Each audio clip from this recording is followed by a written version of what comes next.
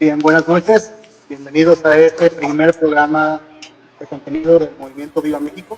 El día de hoy vamos a recibir una masterclass prácticamente de historia por parte de don Miguel Salinas Chávez. Él es director del Boletín de Información e Investigación Estratégica. Es una persona que yo conocí desde el Congreso Identitario, pero ha sido invitado y es un conferencista invitado en el Pulso de la Red, por ejemplo, programas distintos en TLB1, y pues el día de hoy fue invitado para explicarnos y platicarnos, darnos una introducción y todo el desarrollo de lo que significó la guerra cristera. Por eso el video del inicio. Saludos, Adrián. Y al final podrá cerrar con una conclusión. El tiempo es de usted. Las preguntas las vamos a hacer al final. ¿De acuerdo, Miguel? Muchas gracias, Emanuel. Nada más confírmame si me estás escuchando bien, por favor.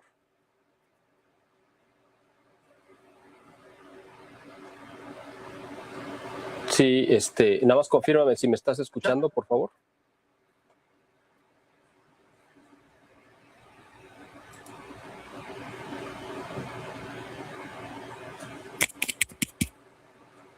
¿Sí me escuchas, Emanuel?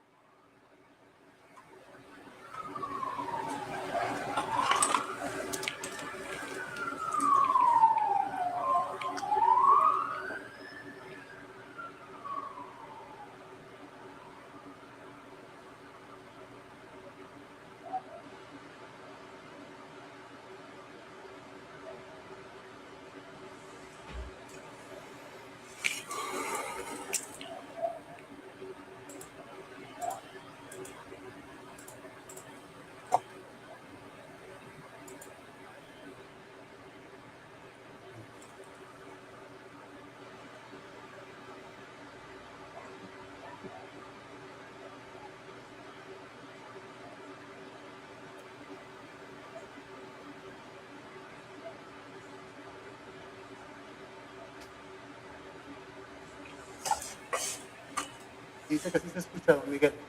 ¿Sí me escuchan? Si gusta iniciar. Ok.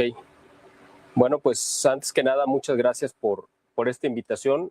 Les agradezco de verdad que hayan pensado en mí para poder tener este encuentro.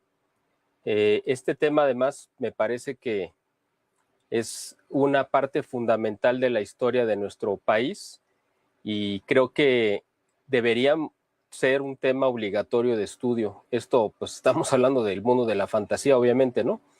Pero la realidad es que sí deberíamos de tenerlo como un punto de referencia, dado que ha sido uno de los capítulos más importantes de nuestra historia.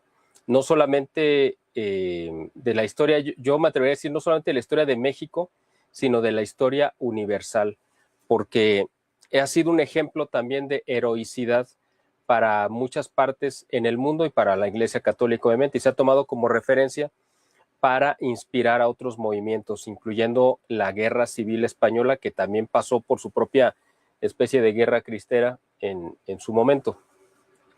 Así que creo que es muy importante no dejar que esta memoria histórica, sobre todo este año en particular, 2026, en el que estamos conmemorando el centenario del inicio de esta gesta heroica.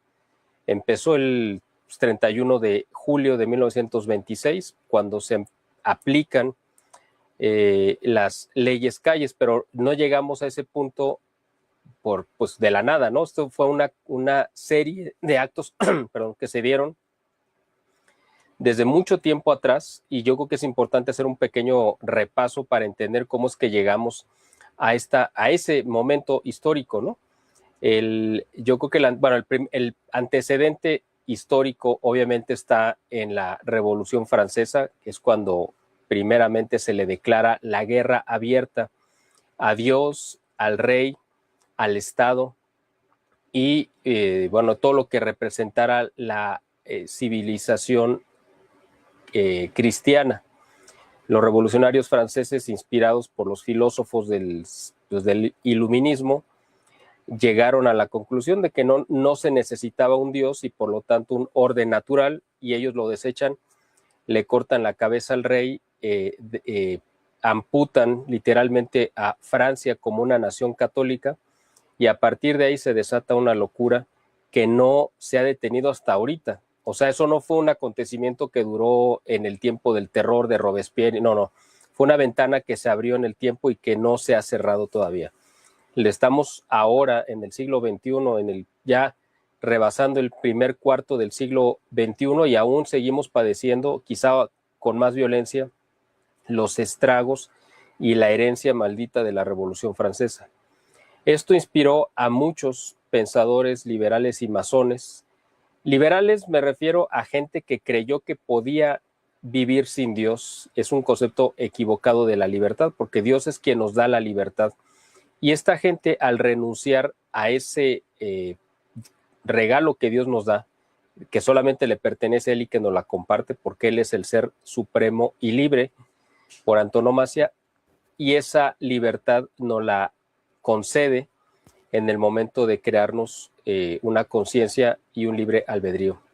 Entonces ellos se apropian de este término y lo han manipulado y lo han manoseado, y supuestamente crean una nueva sociedad carente de Dios y de valores, por supuesto, y de cualquier arraigo cristiano. Y eso representa también pues un libertinaje que es propio precisamente de las sociedades enviciadas y que llegan a corromperse por completo hasta la misma esencia. Con ello se corrompe pues la familia y todas las instituciones que de ahí devienen.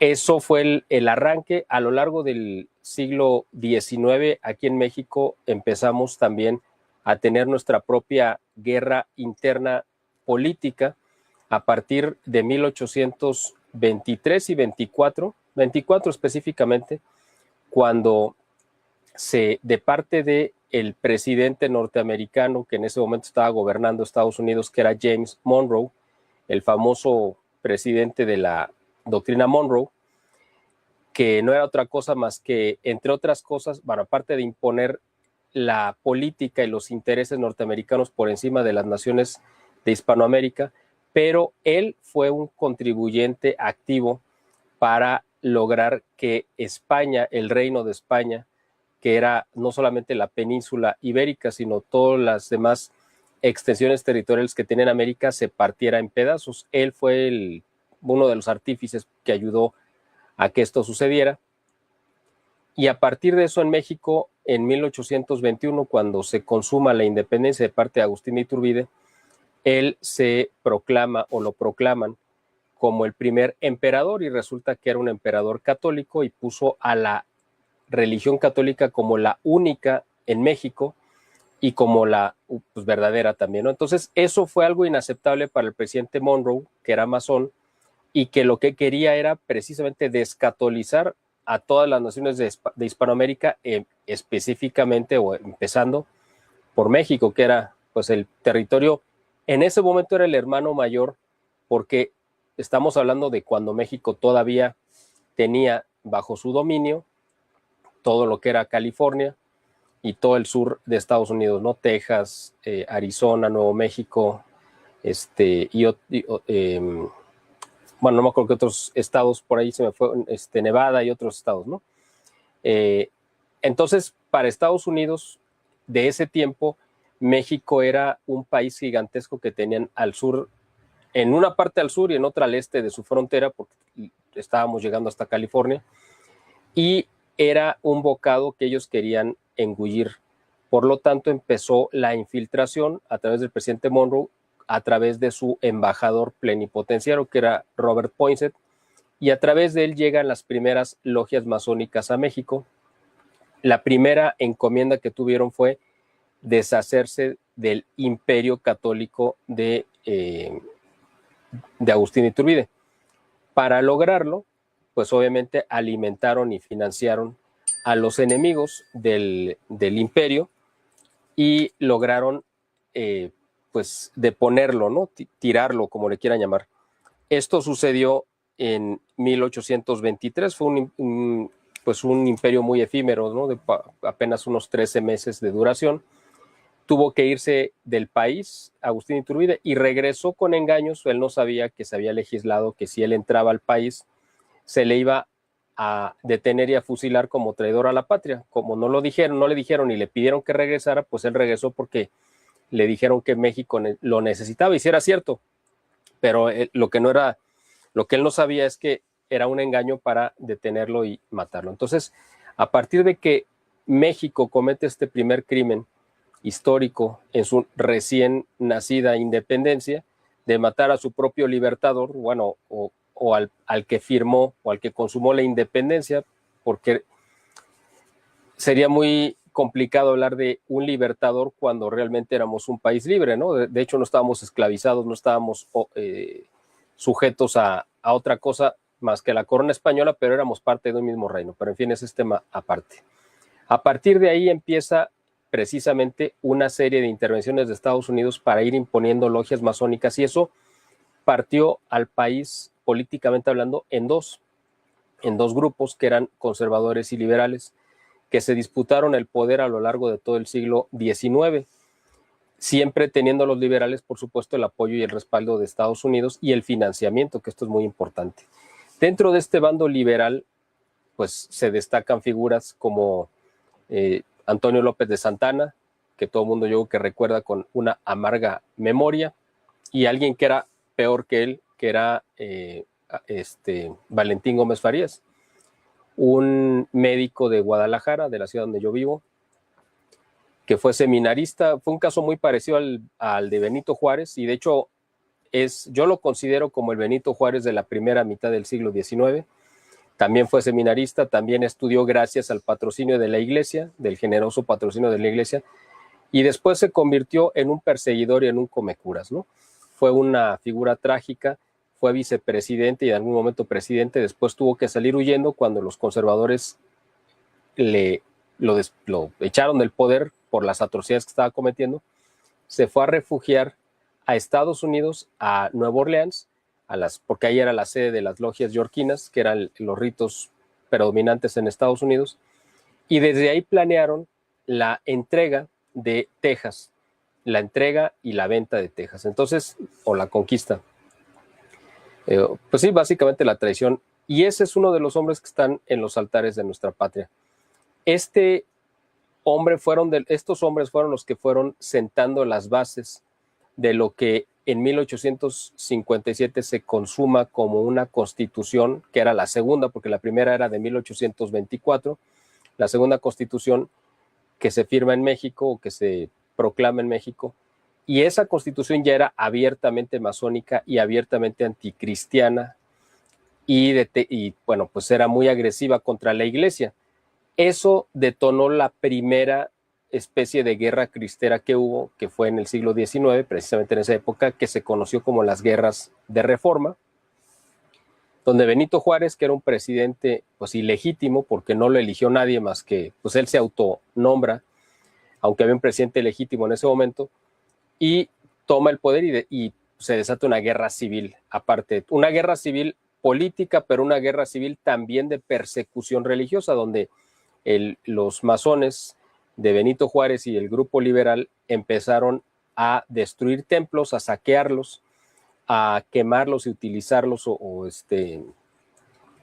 pues sí, utilizarlos como graneros y como para guardar caballos, etcétera, a profanarlos. Esa es la palabra que no encontraba, profanarlos. Eso fue el antecedente quizá más cercano a lo que fue después la guerra cristera.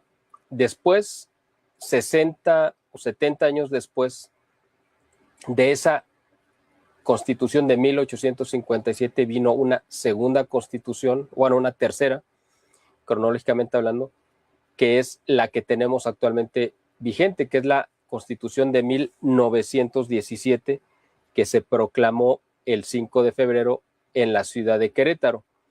Esa constitución también tiene pues una serie de aberraciones y de ataques directos contra la iglesia.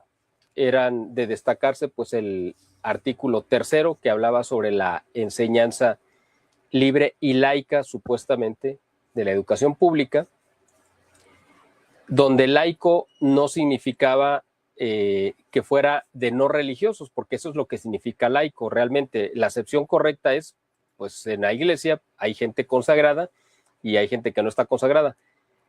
Entonces los laicos, la masonería lo entiende como anticatólico, básicamente esa es la acepción que le da, ¿no? No es que sea una persona bautizada, sino que sea abiertamente, es un concepto anticatólico, ¿no? Entonces, la Constitución de 1917, su artículo 3 dice que la educación debe ser laica, es decir, ellos lo traducen como antirreligiosa, anticatólica.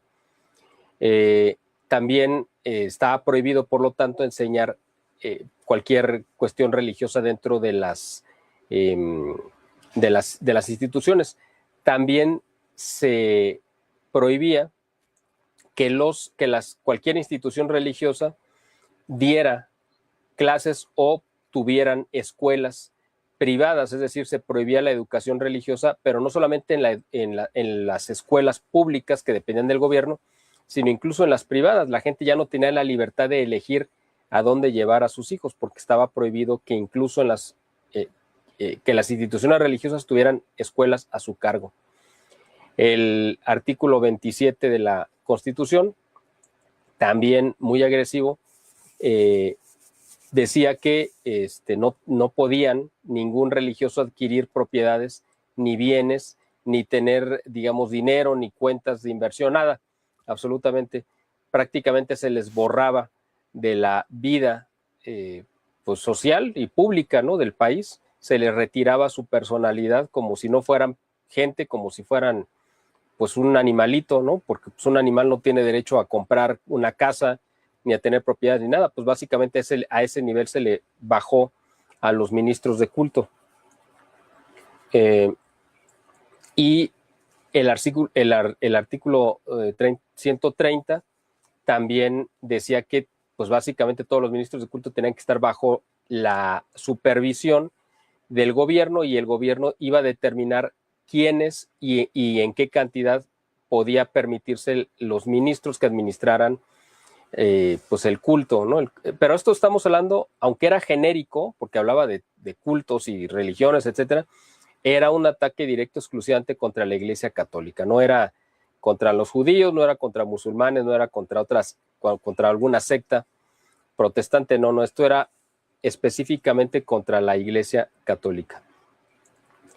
Como eran muy agresivas estas leyes, no se pusieron en marcha porque sabían, porque ya estaba el antecedente de 1857, que esto iba a detonar pues un levantamiento social contra el gobierno. Estamos hablando que en 1917 estaba activa todavía la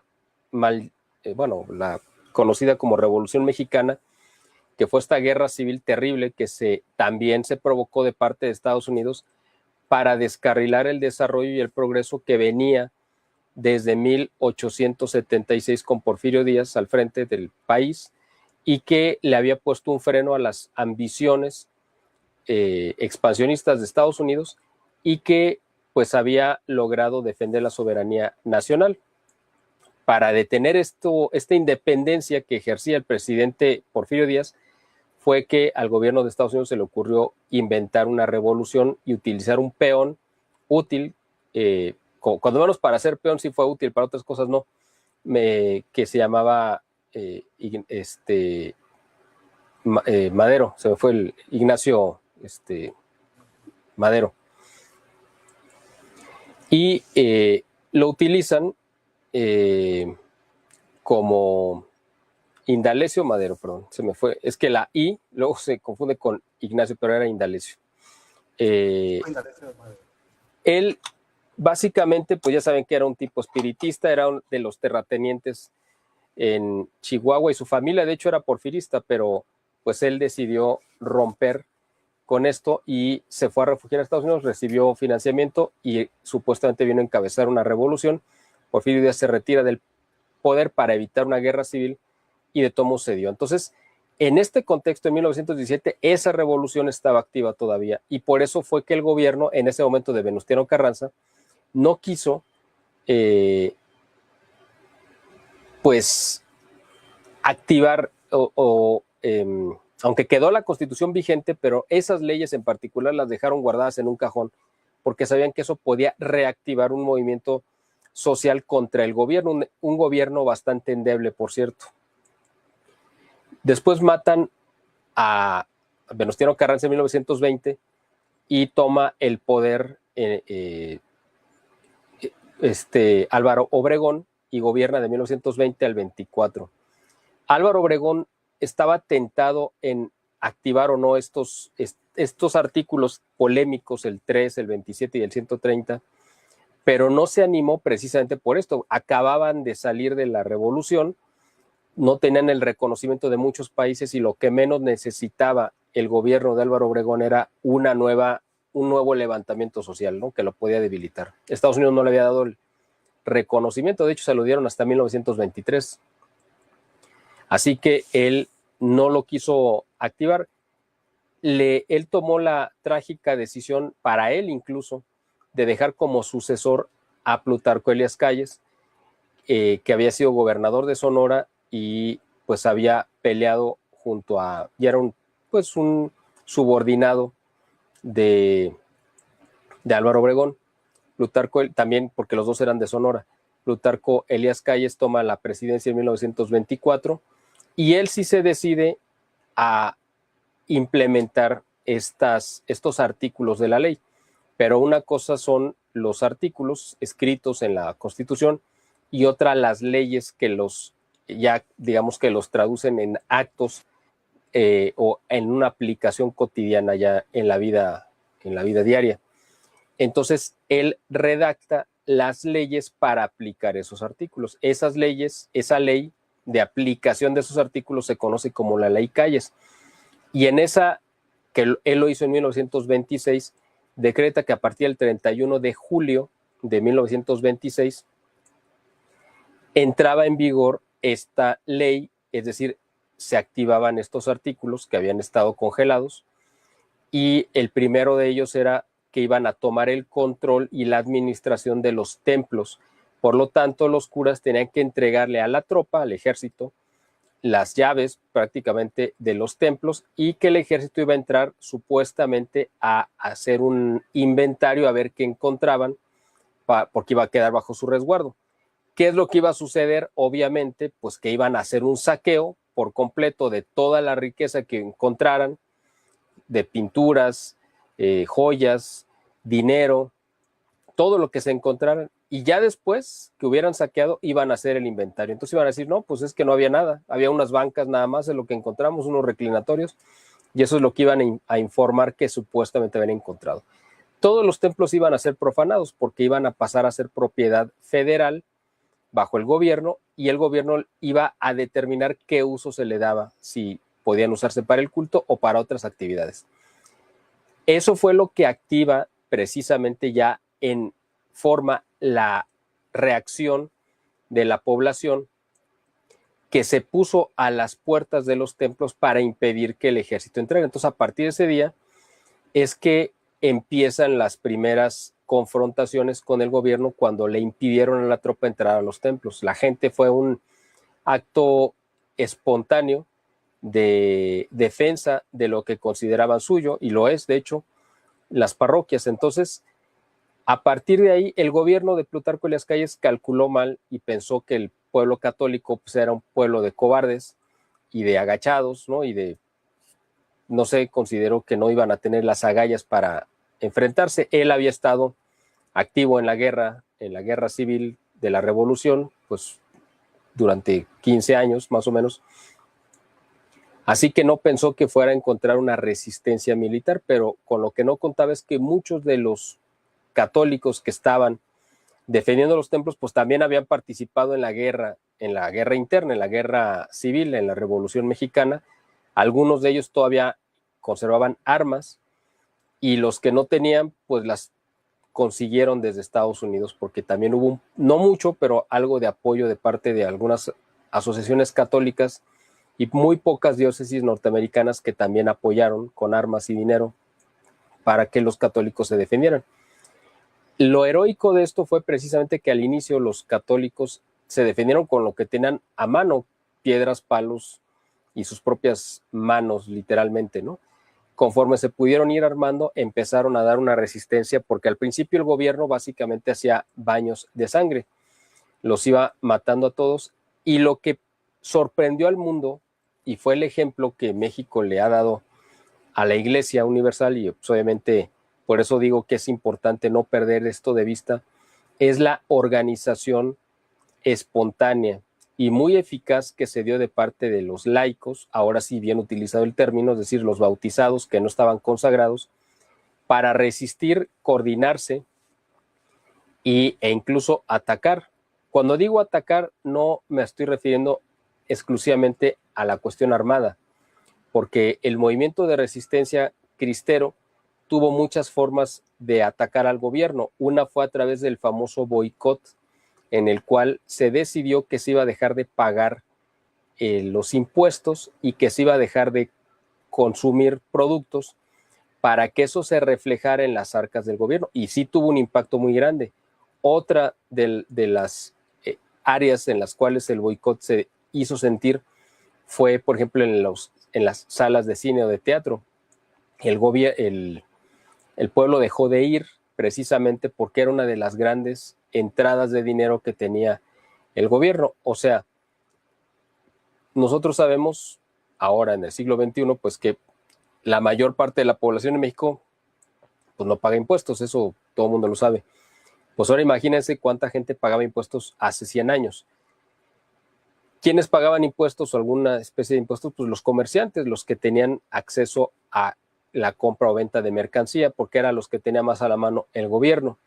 Y de los espectáculos públicos, pues los más populares, que eran los toros, el cine, el teatro, eran, pues porque el radio todavía no existía, todavía no se había desarrollado, eran la manera en la que el gobierno recababa muchos impuestos también, porque por cada boleto, entrada o ticket que se comprara, pues eso le representaba una entrada de dinero al gobierno. Entonces, el hecho de que la gente boicoteara los espectáculos públicos también le dio un impacto muy grande a las arcas del gobierno. Pero además que la gente se organizara, no solamente para tener acceso al culto, que era lo más deseado y lo más importante, a través de prestar sus casas y hacer misas clandestinas en secreto con claves, y la gente se fue comunicando y se fue haciendo toda una red de sociedad paralela fuera del control del gobierno, que fue algo fascinante, en el cual la población encontró la manera de comunicarse en clave, de hacerse llegar bienes de consumo, armas y dinero frente a los controles que tenía el ejército en los caminos, ¿no? Y en las estaciones de ferrocarril, etcétera. Y la gente tuvo el ingenio para poder burlar esos retenes del gobierno y hacer llegar esos bienes que necesitaban los que estaban peleando activamente y dándole batalla al gobierno. Entonces, en este esfuerzo, quien jugó un papel fundamental, y ahora que acaba de pasar esta fecha, ¿no?, que ya sabemos que está también muy utilizada por los enemigos de la iglesia y por la izquierda, que es el 8 de marzo, donde se supone que se celebra, se festeja, o como le quieran decir, a las mujeres, pero la realidad es que pues representa todo lo contrario. Pero bueno, quienes sí dio un ejemplo verdaderamente de heroicidad femenina, tal cual, fue precisamente una organización que se creó llamada las Brigadas Juana de Arco, hechas exclusivamente por mujeres solteras o casadas, que fueron el gran vaso comunicante entre los líderes, tanto religiosos como intelectuales del movimiento, los que operaban consiguiendo los recursos, y ellas que fueron el medio a través del cual esos recursos y todos esos esfuerzos se podían materializar, porque estas mujeres crearon lenguajes encriptados para transmitir mensajes de unos jefes a otros de los dirigentes, para enviar información de ataques o de resistencias o de cualquier cosa, hacer llegar dinero, hacer llegar armas y hacer llegar municiones directamente a los que estaban resistiendo en los campos de batalla. Además que se encargaban de atender a los heridos e incluso pues también de cuidar cuando los niños perdían a sus padres, ¿no? O específicamente, o sea, los padres varones me refiero.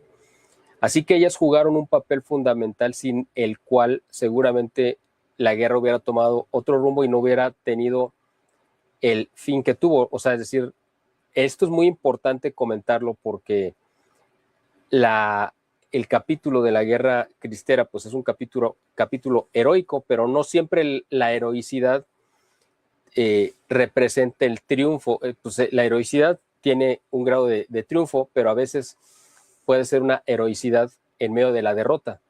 Pero en este caso, la guerra cristera sí logró sus fines, que fue la de obtener la victoria, incluso militar, que era la más difícil, porque se estaba combatiendo contra un ejército que además venía muy preparado porque había estado combatiendo a otros ejércitos, aunque fueran irregulares, como eran pues los levantados de la revolución, y que era el ejército oficial, el ejército federal, pues cuando menos tenía adiestramiento, tenía armas, tenía alimentos y pues la ropa elemental, ¿no?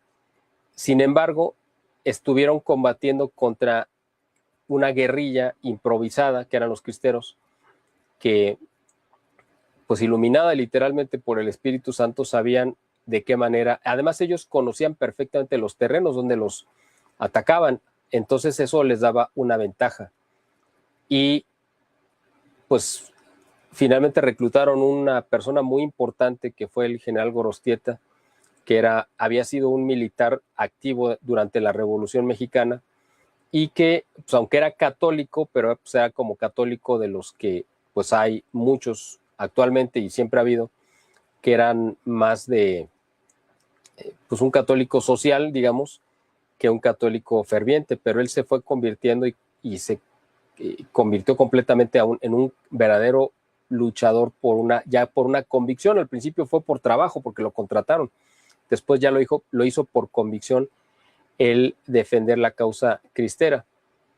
Y pues él fue el que le asestó los golpes más certeros al ejército, las derrotas militares, al punto que el mismo gobierno norteamericano, que había propiciado también y que respaldaba la guerra contra los católicos y le daba su respaldo a Plutarco Elías Calles, tuvo que intervenir para pedirle al gobierno de Plutarco Elías Calles que se sentara a negociar las condiciones de paz con la iglesia, dado que si no lo hacía en ese momento, el ejército cristero iba a terminar tomando el poder completo en México.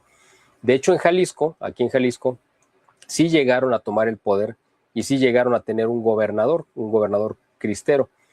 Eso yo creo que fue prácticamente la gota que derramó el vaso para el gobierno norteamericano, que le estuvo surtiendo de armas, dinero y parque al gobierno de Plutarco Elías Calles, y que vieron que fueron infructuosos sus esfuerzos, dado que el ejército cristero pues estaba teniendo más victorias, y eso moralizaba por supuesto a la gente y lograba que esto pues se multiplicara. Entonces,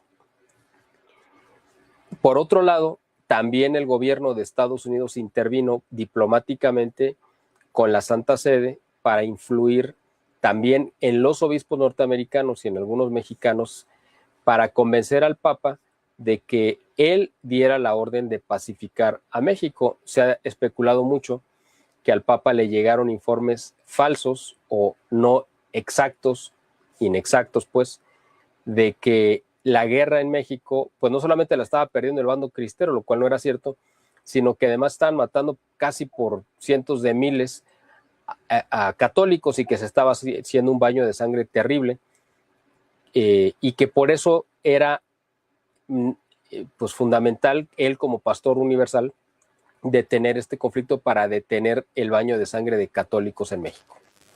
Entonces, eso fue lo que propició que el Papa ordenara a los obispos aceptar condiciones ignominiosas de una paz que no tenía que ver aceptado la iglesia porque tenía las de ganar.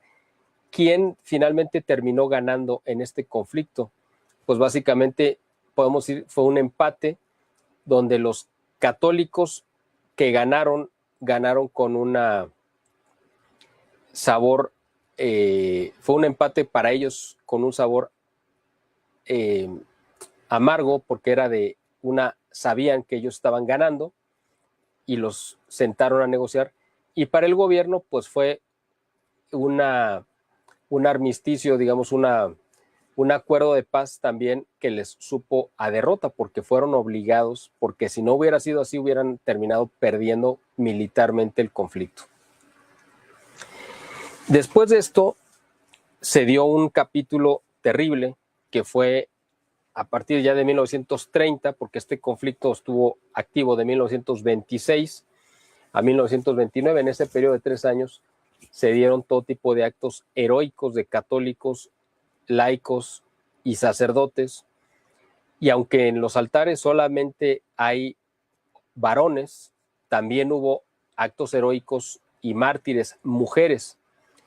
¿Por qué no están en los altares? Pues es una pregunta que no me la vayan a hacer ahorita en el periodo de preguntas y respuestas, porque no tengo respuesta para ello. Pero sería muy bueno impulsar la causa de algunas o de las varias mujeres de las que se tiene testimonio que sí fueron mártires también, ¿no? Y que merecen el mismo honor de estar también, deberían de estar en los altares. Entonces, a partir de 1930, supuestamente ya con los acuerdos de paz firmados y en activo, es cuando el gobierno federal asesina a mansalva a los líderes cristeros, a los que quedaban, por supuesto, ¿no? Ya desarmados, porque fue una de las condiciones que el gobierno les puso, que tenían que entregar las armas, que fue un error de parte de ellos hacerlo, pero bueno, al final de cuentas estaban obedeciendo a sus pastores y los pastores les dijeron que lo tenían que hacer.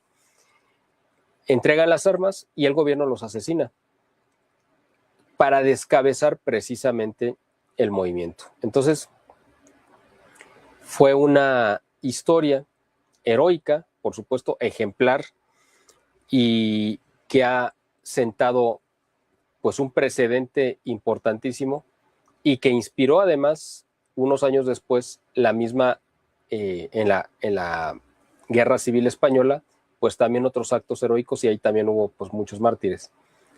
El asunto es que la historia de la Guerra Cristera quedó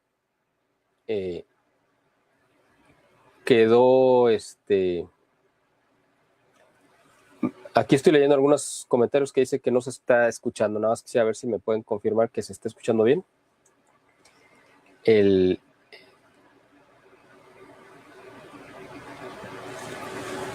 A ver si alguien de los que están conectados puede hacer favor de... Ok, bueno, voy a continuar, porque de todos modos lo importante es que pues se está grabando y en la grabación lo importante es que en la grabación se quede bien el sonido. Bueno, perdón por esta interrupción. Fue un acto heroico, pero que no quedó consignado inmediatamente en los libros de historia, porque parte de los acuerdos que se firmaron con la iglesia era que no se iba a difundir esta historia y que se iba a tratar de, pues si no de enterrar, cuando menos no se iba a documentar, y quedó simplemente,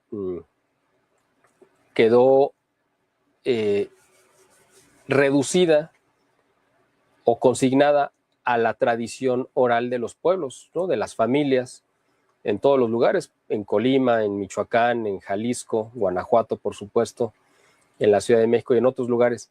Muchos de los recuerdos que se preservaron de la memoria de la Guerra Cristera fue porque se transmitió oralmente de los protagonistas, ya sea gente que combatió y sobrevivió, o de hermanos o hijos o padres que tuvieron pues algún héroe o algún mártir dentro de su familia. Se conservaron prendas, por supuesto, que se veneraron desde un principio como reliquias.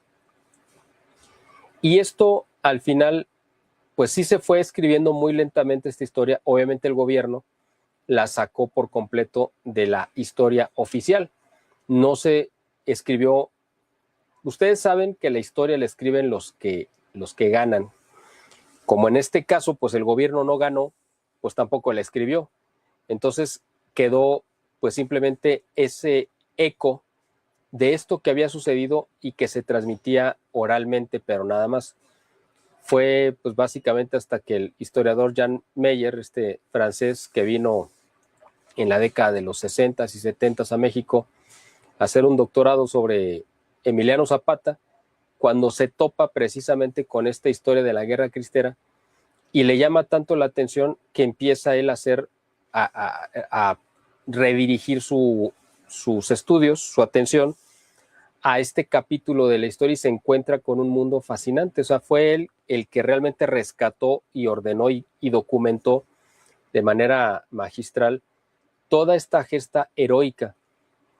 Él, pues sin ser católico, bueno, nominalmente católico, pero no era practicante y al final, pues me imagino que sí se acabó convirtiendo hasta donde se pueda convertir un francés, que a lo mejor tampoco es que se puedan convertir mucho, yo no sé, sí, porque él venía de la educación de la Universidad de Sorbona de París, me parece, entonces, bueno, pues ahí es una de las universidades más agresivas contra todo lo que tenga que ver con la religión, porque pues ellos se sienten herederos completamente de la Revolución Francesa, pero bueno, como sea, él hizo un trabajo extraordinario, rescató la memoria de esta guerra y todavía le tocó conocer a muchos de los sobrevivientes, de los que fueron soldados, y tuvo la oportunidad de captar o de rescatar o preservar esos testimonios de los que estuvieron ahí, y gracias a eso nosotros ahora conocemos mucho de esta historia heroica para la iglesia. Después, varios años después, se empezó a impulsar la causa de los mártires también, que eso fue ya cuando había pasado un tiempo prudente, ya en tiempos de Juan Pablo II, para que esta memoria histórica no quedara simplemente como parte de un anecdotario, sino que sirviera de ejemplo para la Iglesia Universal. Parte de esto le tocó impulsar este trabajo al cardenal arzobispo aquí de Guadalajara, don Juan Sandoval Íñiguez, que fue arzobispo de la ciudad de aquí de Guadalajara. A partir del nombramiento lo recibió en 1993 y vino a tomar posesión, me parece, si no, a lo mejor me falla el dato, pero creo que a partir del 94 y estuvo hasta el 2011 como arzobispo.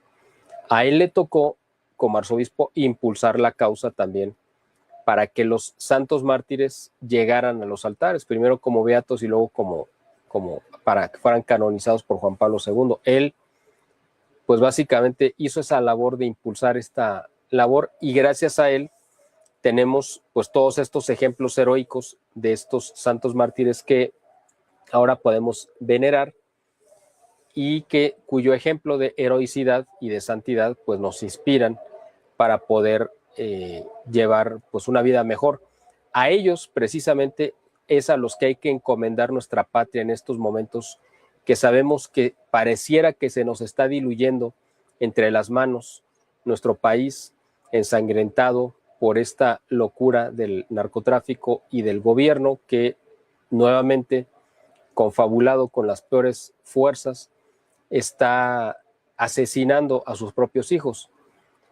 Este es un momento terrible de la historia de nuestro país y es precisamente a los santos mártires a los que tenemos que recurrir, ellos que regaron con su sangre esta bendita tierra de México, pues es a ellos a los que tenemos que recurrir para pedirles que intercedan por nosotros, para que se logre detener esta vorágine, esta locura, esta infestación demoníaca que ha abierto de par en par el gobierno actual de Morena, con los ritos satánicos que han hecho, con las consagraciones que han hecho, y que precisamente nosotros como católicos tenemos el deber no solamente de tomar una acción decidida en la parte social y política, como lo están haciendo ahora ustedes, sino además tomar una acción en la parte de la guerra, en la parte de la guerra espiritual, porque esto es una guerra espiritual, lo fue hace 100 años, en 1926, lo sigue siendo ahora. El mismo cardenal Juan Jesús Posadas Ocampo, que fue arzobispo de Guadalajara y que fue asesinado aquí en 1993, pues también fue otra víctima de la guerra cristera. ¿Por qué? Pues porque las balas que lo mataron pues fueron las balas de la masonería del gobierno. Entonces es una guerra, es un conflicto que sigue abierto, que sigue vigente. Se siguen asesinando sacerdotes. Apenas esta segunda semana de marzo del 2026 se hizo público que un sacerdote que había ido a celebrar misas en una comunidad, por alguna razón fue detenido, retenido y asesinado. Se encontró su cuerpo. México es el lugar donde más sacerdotes están asesinando del mundo, y esto es algo que continúa siendo, precisamente esa sangre sigue clamando al cielo como la de los mártires, y esta sangre nueva de estos nuevos mártires que estamos teniendo actualmente a 100 años de la guerra cristera, pues también van a ser semilla de santidad para nuestro país. A ellos hay que encomendar nuestra patria, hay que encomendarnos nosotros también, y pues no perder nunca el orgullo de nuestra fe, es decir, el que Dios nos concedió el privilegio de nacer dentro de la Iglesia Católica, o los que no hayan nacido dentro de la Iglesia Católica, pero convertirse a la Iglesia Católica, tener el acceso a los sacramentos, que es un regalo inmerecido que tenemos, el acceso a la gracia, a la presencia real de Dios a través de los sacramentos, y gritar siempre como ellos lo hicieron, en todo momento, como un testimonio de fe, de amor a nuestra patria, a nuestra fe, a nuestra religión, a nosotros mismos, y pues en honor a esos santos mártires que dieron su vida por nosotros, para que tuviéramos una fe activa todavía a 100 años de su muerte, siempre gritar con ellos que viva Cristo Rey y Santa María de Guadalupe. Muchas gracias, Miguel. Vamos a hacer algunas preguntas de aquí de la gente que está en el chat. Leti Batista pregunta, ¿Porfirio Díaz era masón? Yo creo que sí fue masón y dejó de serlo también. Les voy a decir por qué. Él estuvo en creo que se llamaba el Ateneo, no sé qué cosa, era un instituto en Oaxaca, donde pues, realmente era un instituto masónico. Ahí lo reclutaron, ahí estuvo un tiempo, y yo tengo entendido que sí se sumó a alguna logia masónica. ¿Por qué digo que dejó de serlo? Porque cuando se casa con Carmelita Romero Rubio, que fue su segunda esposa, se casó por la iglesia. Los masones en automático estaban excomulgados. Para que él pudiera casarse por la iglesia, le tenían que haber levantado la excomunión. Para que le pudiera levantar la excomunión, tuvo que haber abjurado de la masonería. O sea, tuvo que haber renunciado a todos los juramentos que hizo y promesas masónicos, si no, no lo hubieran podido casar, aunque fuera el presidente de la República.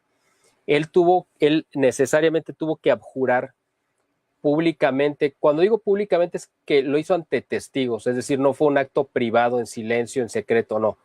Fue un acto donde tuvo que haber testigos, quizá 2, 3, los que sean, y tuvo que haberlo hecho de manera libre y voluntaria.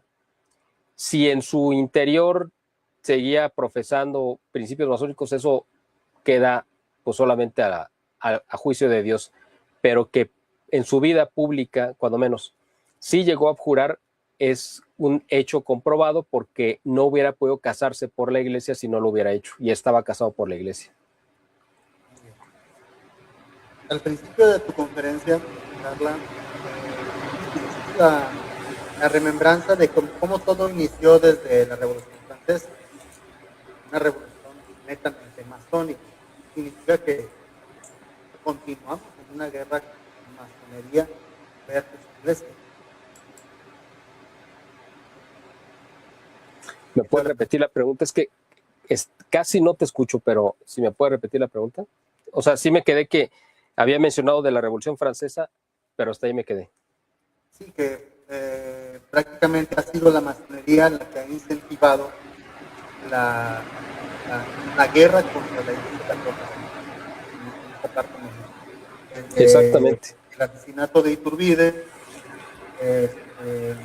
y las distintas constituciones que han sido aprobadas.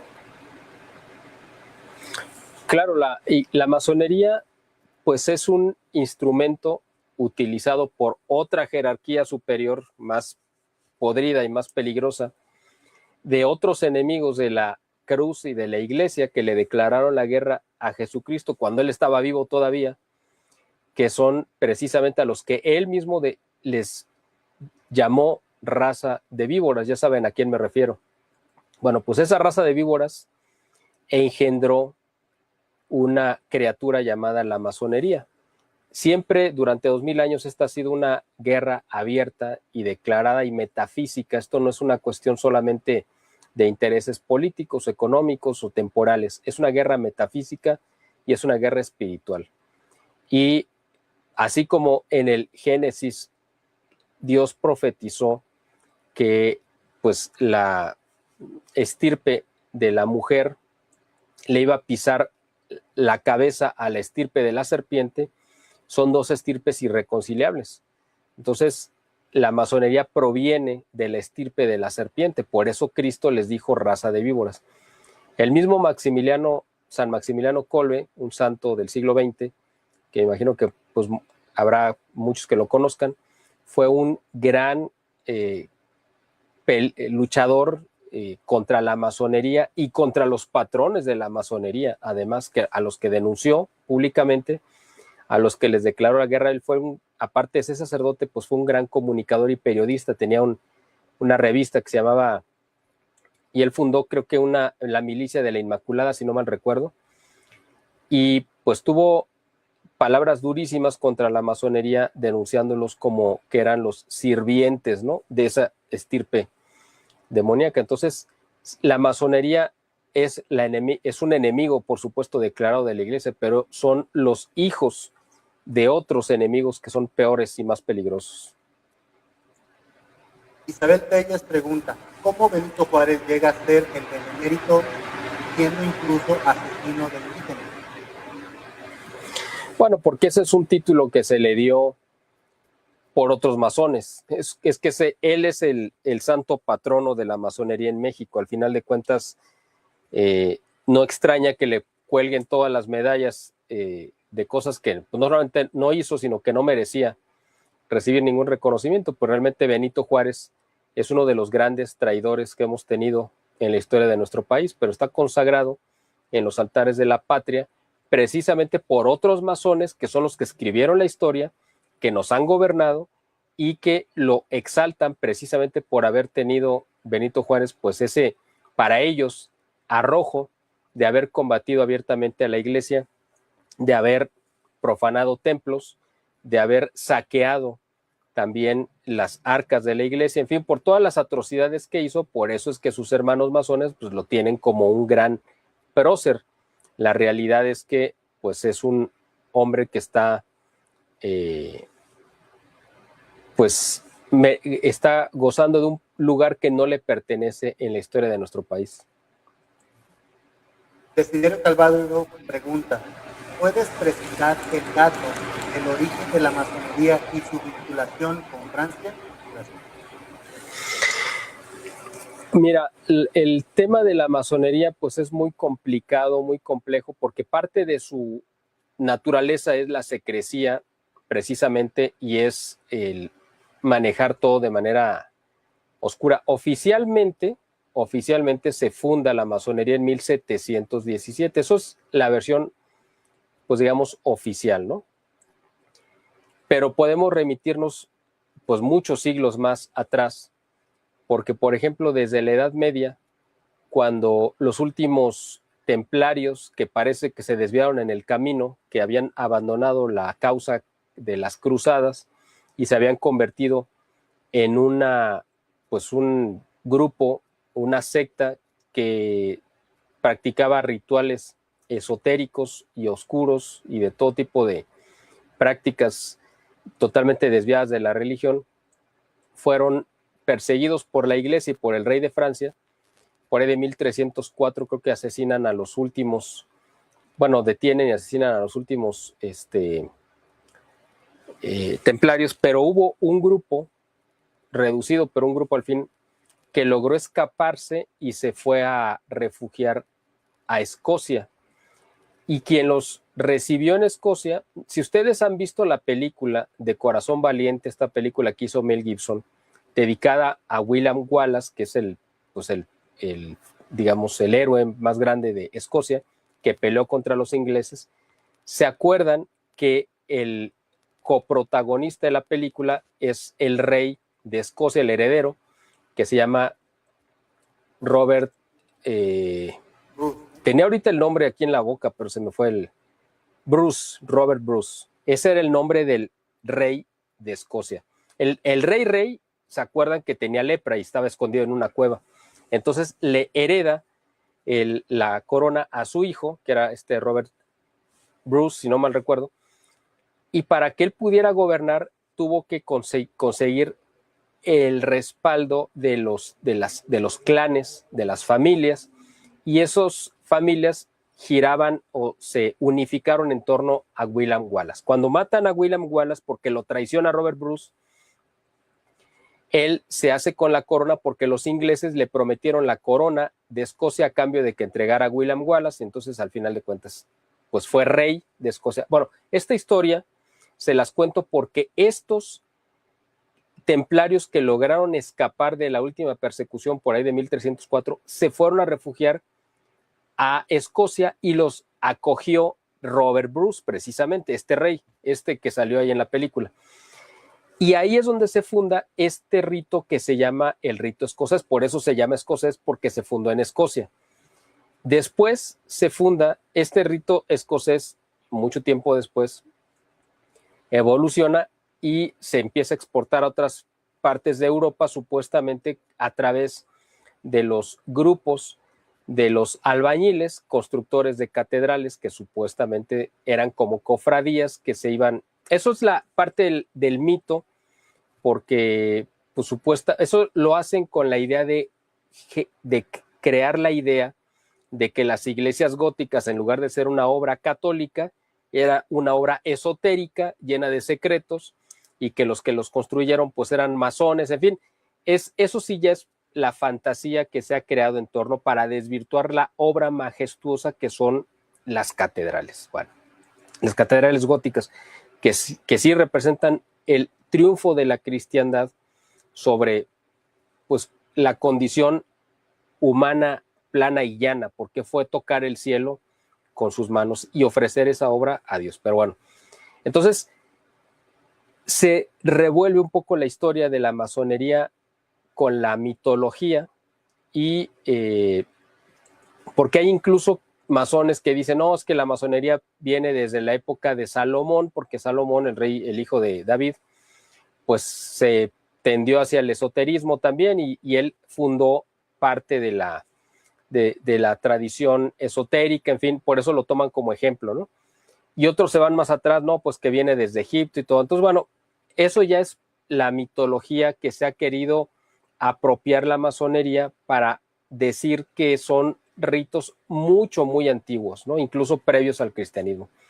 La realidad es que cuando menos documentalmente, aparte de esta cuestión que les acabo de comentar de cómo los templarios llegaron y fueron recibidos y protegidos por el rey de Escocia, aparte de eso, está documentado que fue a partir de 1717 que se funda pues vamos a decir como oficialmente la masonería, y en Francia se crea este rito específico que es la francmasonería, o sea, la masonería francesa, y de ahí se derivó pues a otros países. Después se crea el rito yorquino, que era opuesto al escocés, porque el escocés era un rito real hecho para las familias nobles, para los reyes, y el yorquino pues es el rito republicano, ¿no? El de la Revolución Francesa, digamos, en el sentido de una vez destronado el rey, se impone una nueva república sin Dios y sin rey, y ese es el rito yorquino. Entonces,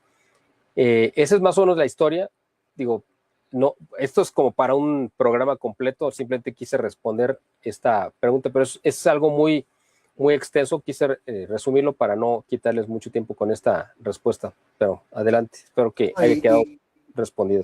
y que en otro capítulo hablaremos específicamente de la Revolución Francesa, dado que también hay una respuesta del pueblo católico con el pueblo de la Vendetta. Exactamente, así es. Desiderio Calvario pregunta, ¿y qué nos toca hacer a nosotros hoy?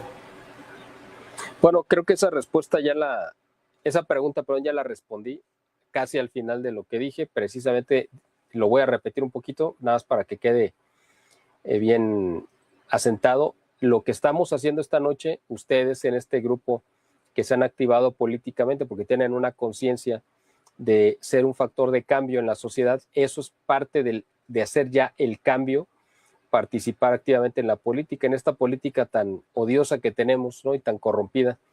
Pues precisamente por eso hay que actuar ahí, porque pues hay que sanar lo que está enfermo. No tenemos que sanar lo que está sano, sino hay que sanar lo que está enfermo. Y nosotros somos esos anticuerpos que hay que sanar, esos tumores terribles que se están acabando este organismo que se llama México. Eso es en la parte social. Aparte, pues vivir de acuerdo al catolicismo, es decir, en nuestra vida cotidiana, pues ser honrados, ser veraces, es decir, no mentir, ser coherentes con lo que diga nuestra boca lo respalden nuestros hechos. Ya saben, digo, no les voy a repetir aquí el catecismo, ustedes saben qué es y el compromiso que es ser católico, eso tenemos que hacerlo todos los días. Y en la parte ya espiritual, esa que solamente ve Dios, es pues vivir y pedirle su protección y la intercesión de los santos mártires para que ellos que ya dieron su vida por México y la dieron por la fe, nos ayuden a alcanzar de Dios el favor ahora más urgente que nunca de rescatar a México de esta infestación demoníaca, porque estamos bajo una infestación exactamente como estábamos hace 500 años. O sea, si quieren que seamos más exactos, hace 507 años, más o menos, es decir, cuando llega Cortés a México y que ve las atrocidades que se cometían, que los sacerdotes mexicas se comían a las víctimas, las sacrificaban y que violentaban a los pueblos juzgados, en fin, esas atrocidades inspiradas por el demonio, que eran los que pues movían la voluntad de los sacerdotes mexicas, es exactamente en la que estamos metidos ahorita, exactamente igual. ¿Cómo vamos a salir de este atolladero? De la misma forma, pidiéndole también a la Virgen Santísima que venga y rompa esas cadenas de opresión demoníaca que ahora nos tienen ahogándonos en la sangre de tantos inocentes que derraman pues su sangre todos los días de manera violenta, y esa sangre también clama al cielo. Entonces, lo podemos hacer, ya lo dije, en la vida social, tenemos un impacto en la vida personal y en la vida espiritual. O sea, en los tres niveles tenemos cosas que hacer. Ustedes creo que ya lo están haciendo en los tres niveles. Los felicito y los exhorto a que sigan adelante haciendo lo mismo. Muchas gracias, Miguel. Prácticamente se acabaron las preguntas. Les agradezco a todos su asistencia. Este programa estará disponible en los próximos días. Hoy se transmitió en vivo en Facebook. Estará disponible también en la página de don Miguel Salinas Chávez. Y bueno, estamos al pendiente. Por cuestiones del próximo conferencista, se va a recorrer del siguiente martes a mañana. Entonces, estén al pendiente mañana a las 9 de la noche. Les estaré compartiendo temprano mañana en línea. Muchas gracias, Miguel. Estamos en contacto y que viva Cristo Rey. Que viva Cristo Rey, y gracias a ustedes por invitarnos, y que viva Santa María de Guadalupe.